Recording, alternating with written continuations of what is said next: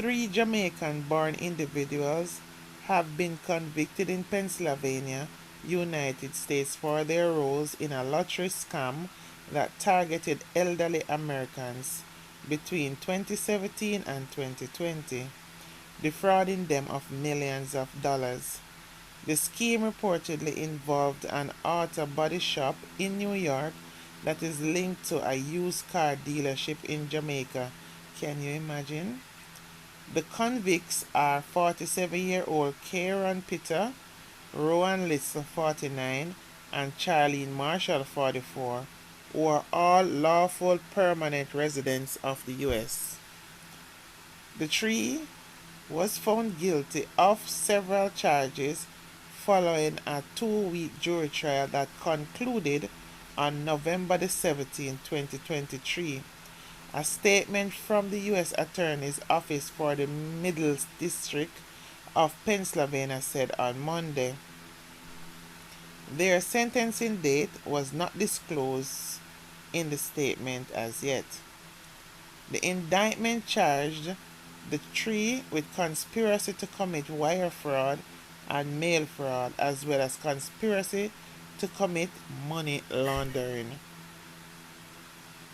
Additionally, Peter was charged with several counts of mail fraud, while Little was charged with multiple counts of mail fraud, wire fraud, and interstate transportation of goods taken by fraud. A fourth defendant, Rowan Little Jr., 26, was charged with some of the same offenses, but he remains a fugitive.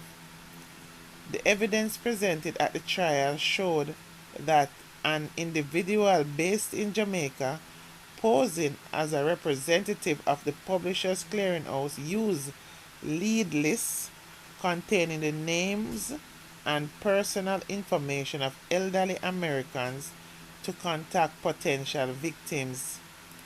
These individuals were contacted by phone as well as by email and falsely told they had won multi-million-dollar prizes through Publishers Clearinghouse, but needed to prepay taxes and other fees in order to claim their supposedly prize.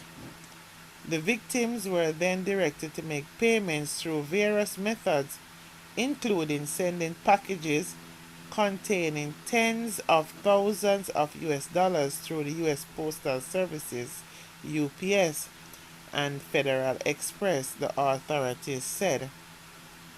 In addition to cash packages sent by mail, the victims transmitted funds through bank-to-bank wire transfers and Zells, MoneyGrams, Western Unions.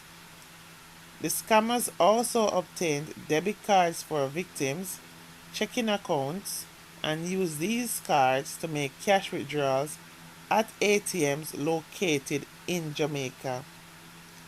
At the trial, several of the victims testified. They include a 78-year-old former resident of Mechanicsburg, Pennsylvania, a 70-year-old resident of Philadelphia, Pennsylvania, and a 90-year-old resident of Walterboro, South Carolina. Collectively, these victims lost over $1.1 million in connection with the fraud scheme. Further evidence was led at the trial that the trio operated an auto body shop in Queens, New York, known as Rockers Auto, and an affiliated used car dealership based in Kingston, Jamaica. I wonder which one that is. Need to investigate that one.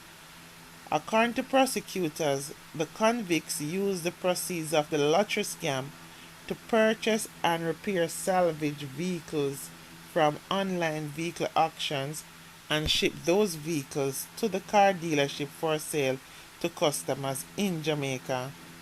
In one instance, the victim from Mechanicsburg was also told that he had won a new Range Rover in addition to his cash prize. However, the scammers directed him to pay for and ship over US 15,000 in parts from a Land Rover car dealership to Roca's Auto in Queens, New York, under the false pretense that his vehicle was in need of upgrades before it could be sent to him. The Jamaican natives on trial used those parts to repair a 2019 Land Rover that they purchased from a Savage vehicle auction house. After repairing the vehicle, they shipped it from Rockers Auto to the car dealership in Kingston, where it was sold to an unidentified buyer, believed to be associated with the lottery scam. And the investigation widens and continues. That's why I always tell people, don't ready hire bad mind people for what they have or the life they live, as you would be shocked out of your brain how they gain what they have. All that glitters is not gold. Because many businesses you see and you may wonder how they've been funded and surviving, something else going on, and the business is just a front. Even though you may see them driving the latest vehicle, the heads of them living the hypest life, it has nothing to do with the money being made by the business. Trust and believe. As in Jamaica, many times to run a successful business and bring it to a successful level where it can run on its own and survive and take care of all its dependents, you may have to have another job and keep pumping in it the legal way, like don't give up your original career job or your 9 to 5 as yet.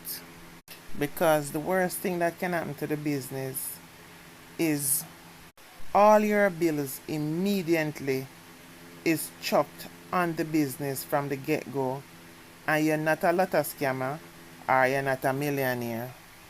The struggle then gets really real. Because for the first year at least, every dollar that the business make should be going back into it, or even majority of it then. That would help to set a stronger foundation for the business to stand on, because without that foundation, you know that the building will be rattled. Funny thing is, while you struggling putting in the fight, you see another business similarly just drop in and bounce past you. Don't get distracted and watch that, as many businesses do have help from family and friends and also loans, but some have illicit means of help. That's the reason why I hate extortionists. I look at them as the scums of the earth. Even though they are at all levels of society, they are to get wiped out. Worse, because most businesses in Jamaica, especially in these times, as it seems like some post-COVID thing going on, many businesses are struggling right now to even balance their bills, while extortionists just looking on and expecting from you no matter what or else. When really and truly, all your business is really doing is just surviving. Grown folks, you will understand what I mean. And many a time, the balancing is through loans, which comes with another level of stress. Trust and believe. So guys, don't watch the hype or the fanfare, as many of these businesses are supported by illegal means, which are coming out bit by bit. I always wonder, so you make a wrong move that gave you access to some funds. In Jamaican terms, would say you get a bus. You're able to set up a business, so you get a start. Many people, to get a start for their businesses, they have to get a loan. And that do put pressure on the business through the life of the loan. No, you get access to some funds, though illicit. Get on with it now. Why continuing the same risky acts? I never can understand. You still continue doing the illicit act until you get caught. That means that you wasn't really in business to be a business person. You just set up business to cover what you really want to do, being a criminal. You get a chance to change your ways, change your life, and something that can make you meaningful income now, so you don't have to do the illegal stuff anymore. I always wonder why you continue. You continue until your whole life is now in disrepute and chaos. Tell you, and all the while the bucket go away, it go come back full, One day the bottom going drop out. So you should have done nothing last forever. And when you're doing bad things, you can't look for getaway every time. So once you do it already and getaway, cut onto a better life.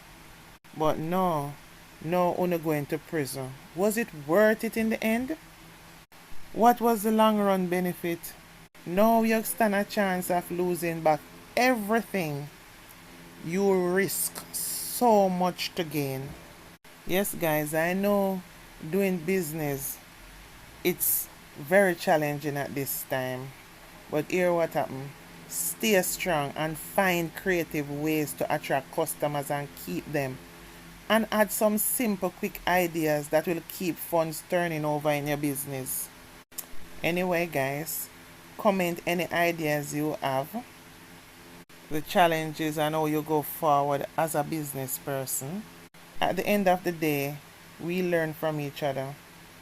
Please remember to like, comment, and subscribe to my platform, please. Love you all. Bye for now.